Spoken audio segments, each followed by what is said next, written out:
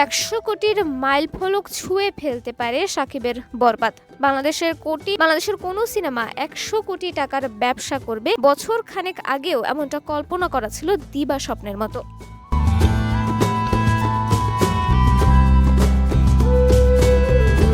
কিন্তু 2023 সালে যেন সকল হিসাব নিকাশ পাল্টে গেল। ঢালিউড সুপারস্টার শাকিব খানের প্রিয়তমা ঈদে প্রেক্ষাগৃহে মুক্তি পেতেই ঝড় তুলল। এই সিনেমার পরিচালক ও প্রযোজকের দাবি, প্রিয়তমার গ্রস কালেকশন প্রায় 44 কোটি টাকার উপরে।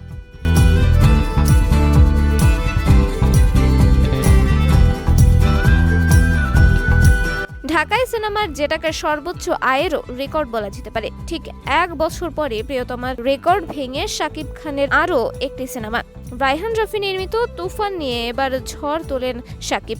লণ্ডভণ্ড করে দেন বলিউডের অতীতের সকল রেকর্ড। জানা যায়, তুফানের মোট আয় দাঁড়ায় প্রায় 56 কোটি টাকা, যা প্রিয়তমার গ্রস কালেকশনের থেকেও 12 কোটি বেশি।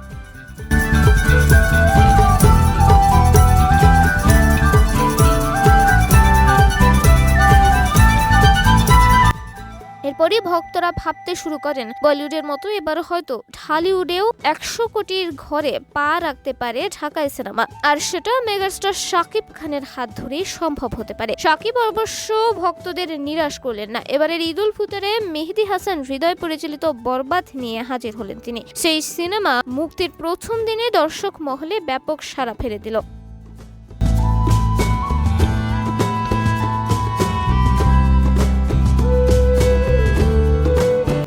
এরপর সময়ের সাথে সাথে বরবাদ দেখতে সিঙ্গেল স্ক্রিন মাল্টিপ্লেক্সগুলোতে হুমড়ি খেয়ে পড়ল দর্শক। বরবাদ দেখতে প্রেক্ষাগৃহের দর্শকদের এতটাই চাপ ছিল যে শাকিব খান বলেই ফেললেন তার পরিবারের মানুষও টিকিটের অভাবে নাকি সিনেমাটি এখনো পর্যন্ত দেখতে পাচ্ছেন না। সিনেমা মুক্তির প্রথম সপ্তাহ শেষে বরবাদের প্রযোজনা প্রতিষ্ঠান রিয়েল এনার্জি প্রোডাকশন জানায়, মুক্তির প্রথম 7 দিনে বরবাদের গ্রস কালেকশন 27 কোটি 43 লাখ টাকা।